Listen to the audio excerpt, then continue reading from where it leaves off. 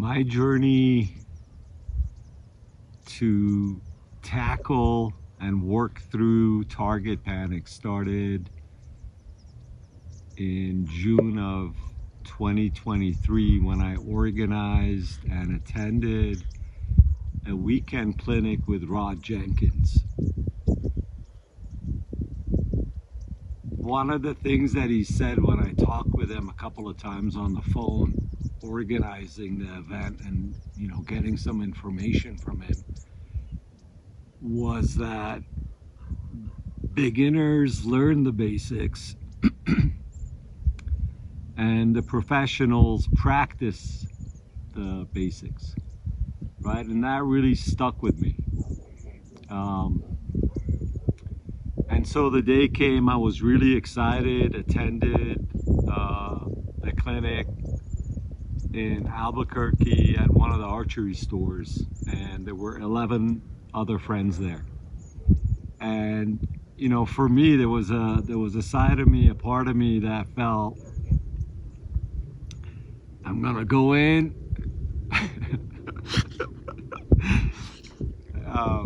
and I'm gonna get the secret sauce, right? There's a secret sauce that by the time the weekend's done, like, thank you.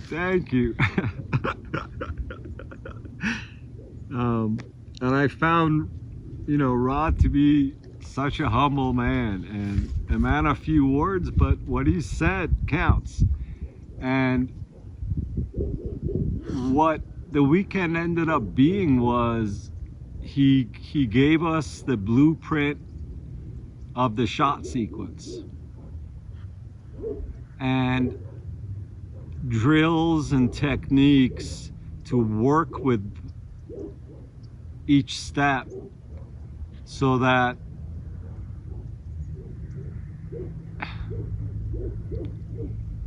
it drills into our conscious and our unconscious, and there's an ability to be able to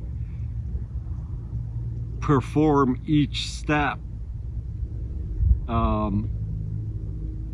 building on the foundation from stance all the way up to finish, so that a consistent shot can be put together, not just in body mechanics, but up here, right?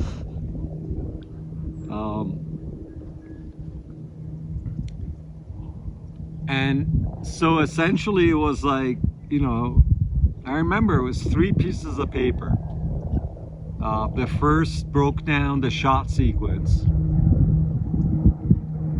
and then the second had some drills to do on a daily basis. Blank bail, blind bail, and the idea was that, to practice every day or whatever each person's time allowed, with the focus being completely off the aim, right? So, for example, what I started doing, the clinic ended Sunday. Come Monday morning, I started.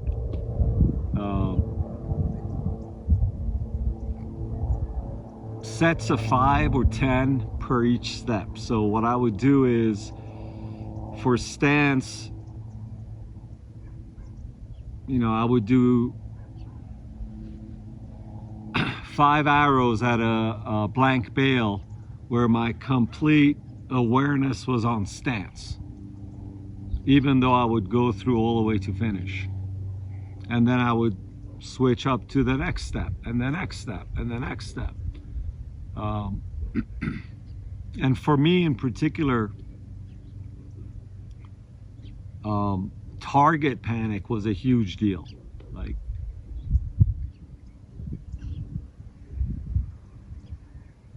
it was something that I wanted to work through by going to the clinic, as well as learn how to expand and release properly, right? So one of the biggest benefits of doing the blank bail and the blind bail, blank bail is shooting at a backdrop with no target, blind bail is, you know, you would go through from stance all the way to anchor and then close your eyes and feel the expansion. It's a lot easier when the eyes are closed because, you know, as humans, there's a part of us that wants to hit that mark. Our conscious mind wants to say, go, I'm ready, go. And so it's really difficult to practice on form and expansion with that constant letting go that wants to occur at anchor. For me, it was, you know, I'd get to anchor and I would release, and I remember I was part of a club, archery club, beautiful club, and you know, I'd practice at home, and this is before doing the clinic with Rod. I'd practice at home, and then part of me wanted to go to the club and kind of show off how good I got. I mean, that's the truth. And then with that expectation or with that caring of what others think and, hey, look at me, whatever, yeah, the shit got tangled up. So I put even more pressure on myself, and it wasn't fun. And so I made a commitment and I watched enough videos on YouTube to understand how important it is to put together a shot sequence. And so the opportunity to work with a master like Rod Jenkins and to get that information was something that, going back to the secret sauce was, hey, buddy, here are the basics. It's up to you to go work and practice it. And I remember in that weekend, he said, the folks that compete, the pros, practice the basics, you know, the drills without targets, blank and blind, just working on their form like that for 2 years.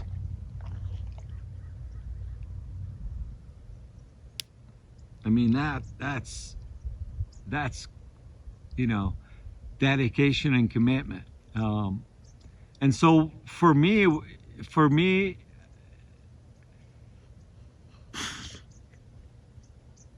essentially, I practiced an hour a day,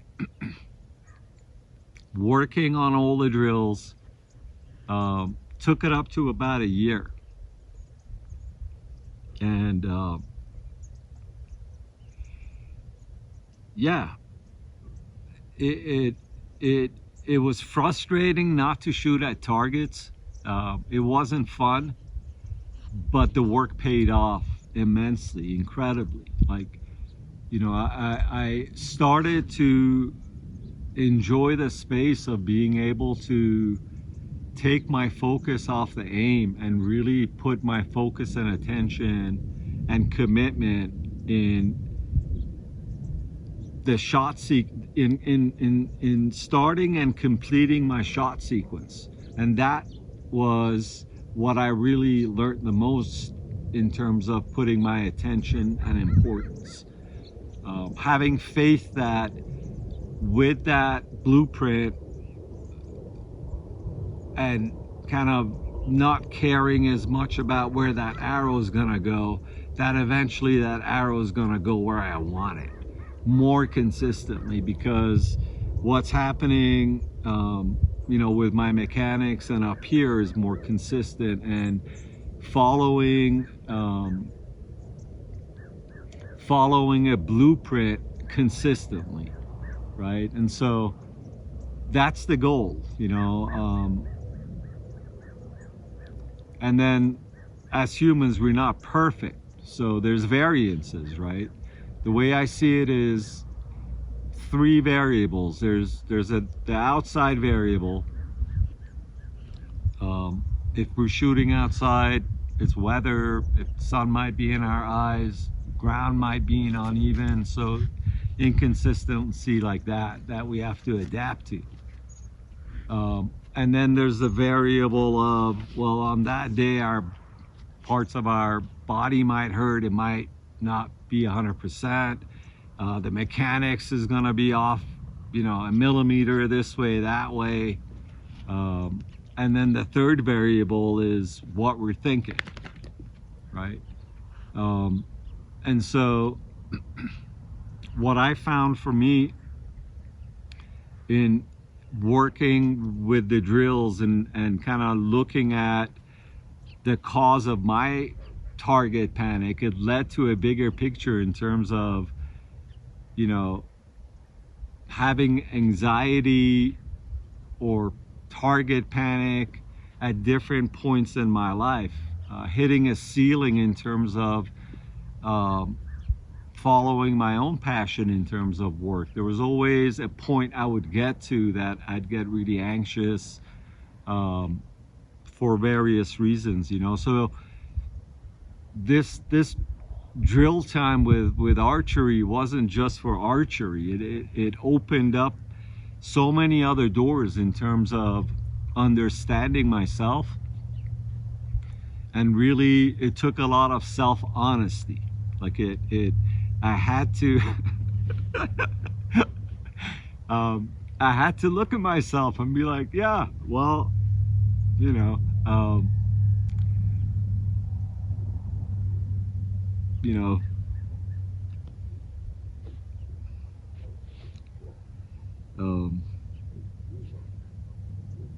I mean, at the end of the day, it's like I want to enjoy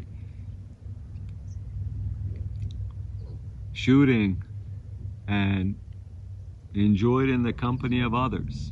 That, at the end of the day, is the most important. And I want to do it to the best way that I can, to maximum proficiency, to allow that potential and that training time to be present every time, instead of allowing head static to get in the way. Like things, to me, when I looked at target panic deeper in terms of my own personal makeup,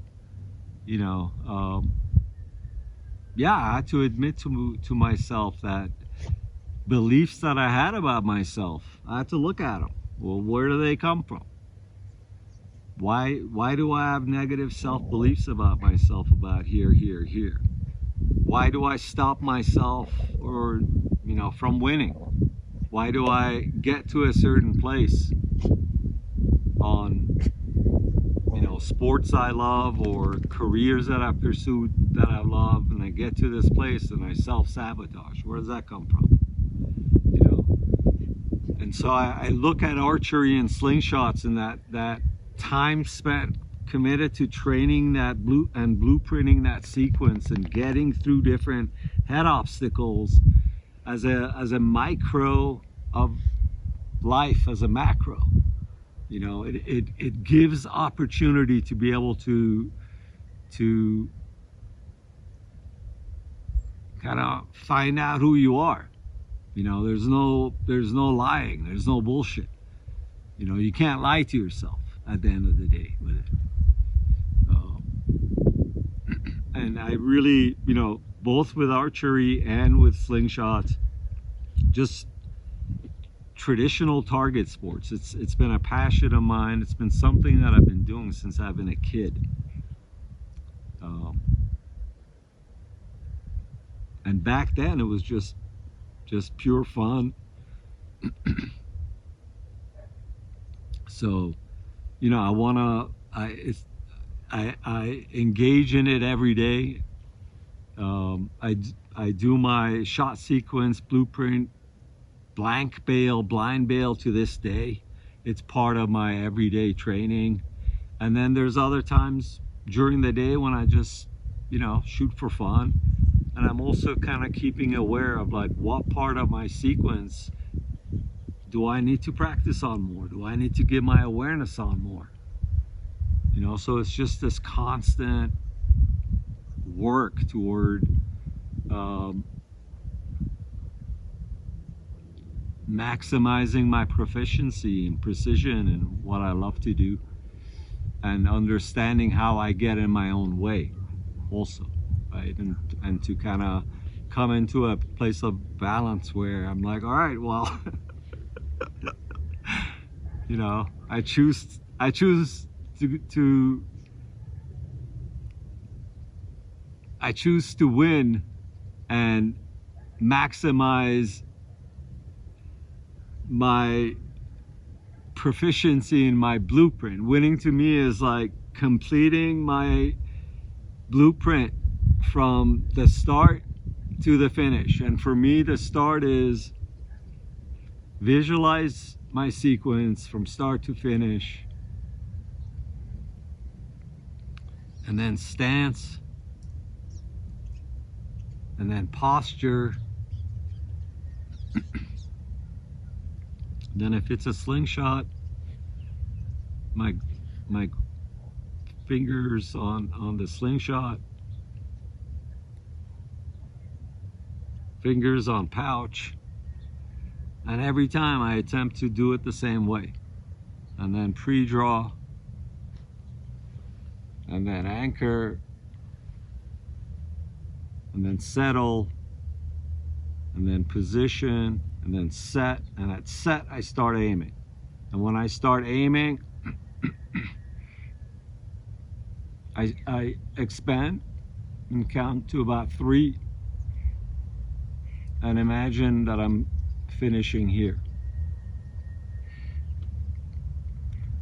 And my process from the time that Monday morning after the clinic with Rod, my process has been each time I go through my shot sequence, I say it out loud. And I live alone with my dog, so I don't have any neighbors peeking in and say, hey dude, what are you doing for an hour? Yeah, and that helped a lot. I found thinking about it doesn't help. And I would record myself with that shot sequence,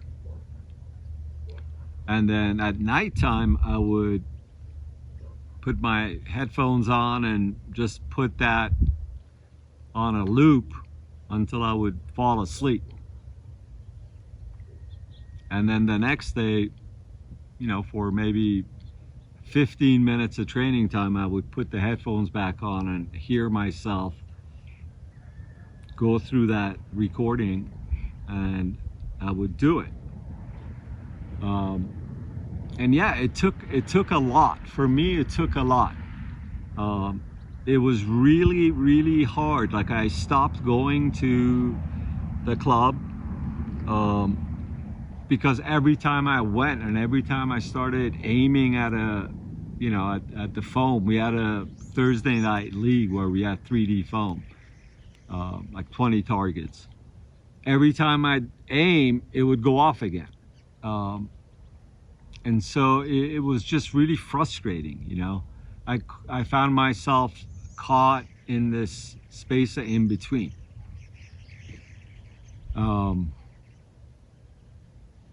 So the fallback for me was the drills, and up to this day, it's part of, I don't do it as much in terms of 5 per step, but I spend about 15 minutes every day making sure, and then the rest of the time when I'm shooting, I'm keeping it aware of, I don't say each step. I get to my set, and then when I say set, I know that the aim and the expansion occurs, and I'm putting all my awareness on that and where I finish.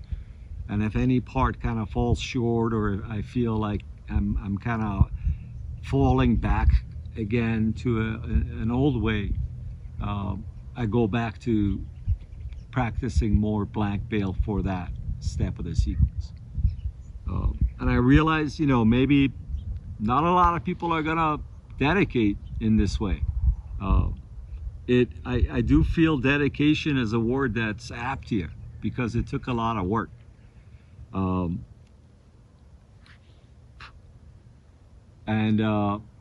it's been rewarding, because I've been able to now enjoy the sport in such a deeper way.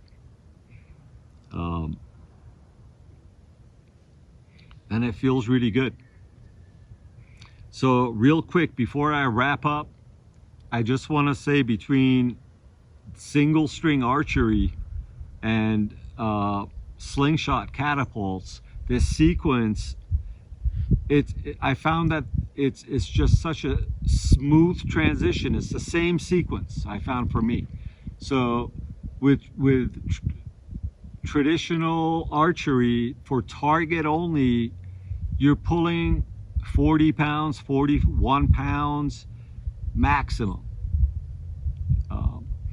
So there's more strength there, you know. So if you're an archer, target archer, and you want to go into slingshots, for slingshots, you're pulling anywhere between 8 pound to 15 pound, depending on how you want to set up and what size ammo you want to shoot.